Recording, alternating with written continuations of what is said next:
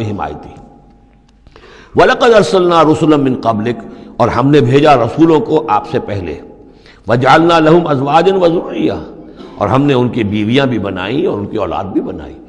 آپ سے پہلے جو بھی رسول آئے ہیں، ظاہر بات ہے کہ وہ اسی طریقے سے عام انسانوں کی طرح ان کی ولادت بھی ہوتی تھی، سوائے ایک حضرت مسیح علیہ السلام کے کہ ان کی ولادت جو ہے وہ بغیر باپ کے ہوئی ہے۔ باقی یہ کہ ان کے پھر اولاد بھی ہوتی تھی، وہ شادیاں بھی کرتے تھے۔ حضرت ابراہیم کی 3 بیویوں سے تو ہم واقف ہیں، ان کی اولادیں ہوئی ہیں۔ وَلَقَدْ أَرْسَلْنَا رُسُلًا مِّن قَبْلِكَ وَجَعَلْنَا لَهُمْ أَزْوَاجًا وَذُرِّيَّةً، ہم نے ان کے لیے بیویاں بھی بنائیں اور ان کی اولادیں بھی۔ وَمَا كَانَ لِرَسُولٍ أَن يَأْتِيَ بِآيَةٍ إِلَّا بِإِذْنِ اللَّهِ، اور کسی رسول کے لیے یہ ممکن نہیں تھا کہ وہ کوئی نشانی لے آتا، کوئی معجزہ دکھاتا، مگر اللہ کے اذن سے، اللہ کے حکم سے۔ لِكُلِّ أَجَلٍ کتاب، ہر ایک وعدہ جو ہے وہ لکھا ہوا ہے، ہر شے معین ہے، ہر ایک کی مہلت جو ہے وہ درج ہے۔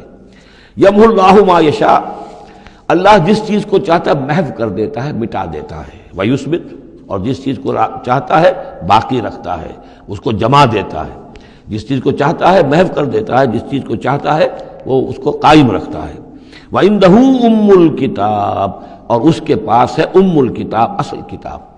وَإِنَّهُ لَفِي أُمِّ الْكِتَابِ لَدَيْنَا لَعَلِيٌّ حَكِيمٌ، یہ قرآن بھی اس ام الکتاب کے اندر ہے، لَعَلِيٌّ حَكِيمٌ۔ اسے آپ لوح محفوظ کہیں، ام الکتاب کہیں، کتاب مکنون کہیں، اصل قرآن وہاں ہے۔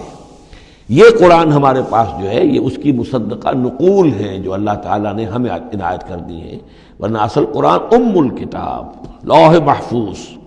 وَعِندَهُ أُمُّ الْكِتَابِ، اور وہ ام الکتاب جو ہے اصل کتاب، کتاب کی جڑ یا جڑ والی کتاب، وہ وہاں اللہ کے پاس ہے۔ وَإِمَّا نُرِيَنَّكَ بَعْضَ الَّذِي نَعِدُهُمْ، اور اے نبی یہ بھی ہو سکتا ہے کہ ہم جو ان سے وعدے کر رہے ہیں عذاب کے، ہم چاہیں تو بعض چیزیں ان میں سے آپ کو دکھا بھی دیں گے، آپ کی زندگی ہی میں ظاہر ہو جائیں گی۔ أَوْ لَتَوَفَّيَنَّكَ، لیکن یہ بھی ہو سکتا ہے ہم آپ کو وفات دے دیں۔ فَإِنَّمَا عَلَيْكَ الْبَلَاغُ، اس لیے کہ آپ پر تو بلاغ کی ذمہ داری تھی، پہنچانے کی ذمہ داری تھی، وہ آپ نے کر دیا، آپ فارغ ہیں۔ اب حساب لینا ہمارے ذمے ہے، عذاب دینا ہمارا کام ہے، یہ ہدایت دینا یہ ہمارے فیصلے کے اوپر منحصر ہے۔ تو فرمایا کہ آپ نے پہنچا دیا، فَإِنَّمَا عَلَيْكَ الْبَلَاغُ وَعَلَيْنَا الْحِسَابُ، ہمارے ذمے حساب ہے۔ أَوَلَمْ يَرَوْا أَنَّا نَأْتِي الْأَرْضَ نَنْقُصُهَا مِنْ أَطْرَافِهَا، کیا یہ دیکھتے نہیں کہ ہم لا رہے ہیں، چلے آتے ہیں زمین کو گھٹاتے ہوئے، تنگ کرتے ہوئے کناروں سے۔ واللہ یحکم لا معقب لحکمہ، اور اللہ تعالیٰ ہی فیصلہ کرنے والا ہے اور کوئی نہیں ہے کہ پیچھے ڈالے اس کے حکم کو۔ یہ آیت جو ہے کئی دفعہ آئے گی قرآن مجید میں، یہی الفاظ، نَأْتِي الْأَرْضَ نَنْقُصُهَا مِنْ أَطْرَافِهَا۔ اس کو یوں سمجھیے کہ مکے میں تو یہ جو بھی بھٹی دہکی ہوئی تھی، جو چل رہی تھی، رد و قضا ہو رہی ہے، بیس و رضا ہو رہی ہے، اہل کفر ہیں، اہل ایمان ہیں، ایک طرف محمد رسول اللہ اور ان کے ساتھی ہیں، ایک طرف سرداران قریش ہیں، لیکن یہ کہ آس پاس جو ہے ام القریٰ ومن حولہا، آس پاس جو قبائل ہیں، ان میں بھی رفتہ رفتہ یہ دعوت جو ہے نفوذ کر رہی ہے۔ اب بنی غفار ہیں، ابو ذر غفاری ان میں سے آئے، ایمان لے آئے، اب گویا کہ وہ بنی غفار کے اندر اب وہ دعوت پھیل رہی ہے۔ تو نتیجہ یہ کہ ان کو بتایا جا رہا ہے کہ اے قریش تم اپنی جو ہے خیر مناؤ، اس لیے کہ یہ دعوت جو ہے تمہارے ارد گرد پھیل رہی ہے، اور جب یہ دعوت تمہارے ارد گرد پھیلے گی تو گویا کہ تمہارے چاروں طرف سے یہ دعوت تمہارے گرد گھیرا تنگ کرتی ہوئی چلی آ رہی ہے۔ ایک وقت آئے گا کہ تمہارا ارد گرد کا پورا ماحول جو ہے وہ اس دعوت کو قبول کر لے گا، اور تم خود ایک محصور سے ہو کر رہ جاؤ گے، یہ جو اپنے ایک شہر کے اندر بیٹھے ہوئے۔ تو فرمایا اولم یروا، کیا یہ دیکھتے نہیں ہیں، انا ناتی الارض ننقصها من اطرافها، کہ ہم زمین کو لا رہے ہیں کم کرتے ہوئے اس کے چاروں طرف سے، کناروں سے، یعنی گھیراؤ ہو رہا ہے۔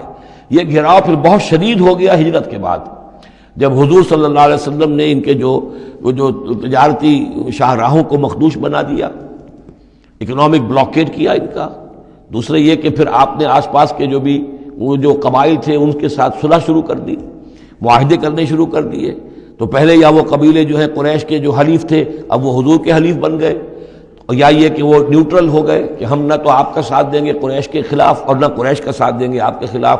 اس سے بھی زون آف انفلوئنس ان کا کم ہوتا جا رہا تھا۔ تو اکنامک بلاکیڈ جو آپ نے کیا، اور دوسرے پولیٹیکل زون آف انفلوئنس جو ان کا کم ہو رہا تھا، اس سے ان کا پولیٹیکل آئسولیشن ہو رہا ہے۔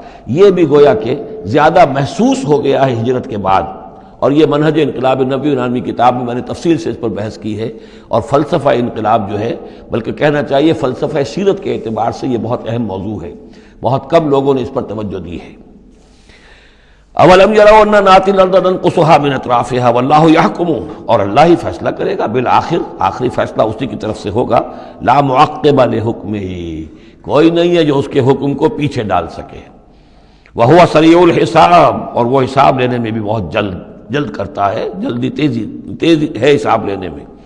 وقد مکر الذین من قبلہم، اور ان سے پہلے جو تھے انہوں نے بھی بڑی چالیں چلی تھی، بڑی اسکیمیں بنائی تھیں، بڑی سازشیں کی تھیں، بہت کچھ انہوں نے بھی اپنی پلاننگ کی تھی انبیاء اور رسل کی دعوت کو روکنے کے لیے۔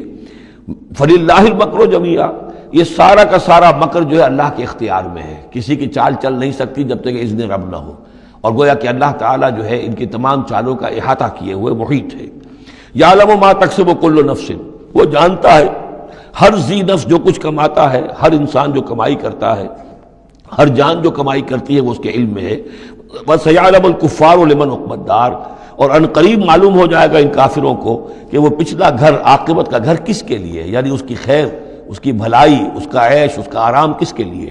يَقُولُ الَّذِينَ كَفَرُوا لَسْتَ مُرْسَلًا، اور کہتے ہیں یہ لوگ جنہوں نے کفر کیا، اے نبی صلی اللہ علیہ وسلم، لست مرسلا، تم ہرگز رسول نہیں ہو۔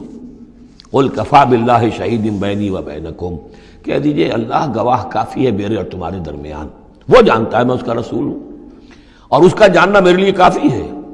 وَمَنْ عِنْدَهُ عِلْمُ الْكِتَابِ، اور جن کے پاس کتاب کا علم ہے وہ بھی جانتے ہیں، يَعْرِفُونَهُ كَمَا يَعْرِفُونَ أَبْنَاءَهُمْ، اللہ تو جانتا ہی ہے جس نے مجھے بھیجا ہے، اور میرا معاملہ اسی کے ساتھ ہے، وہ جانتا ہے، لہذا میرا جو بھی معاملہ اس کے ساتھ صاف ہے۔ باقی یہ کہ جو علم جن کو دیا گیا، جن کے پاس علم کتاب ہے، وہ بھی جانتے ہیں۔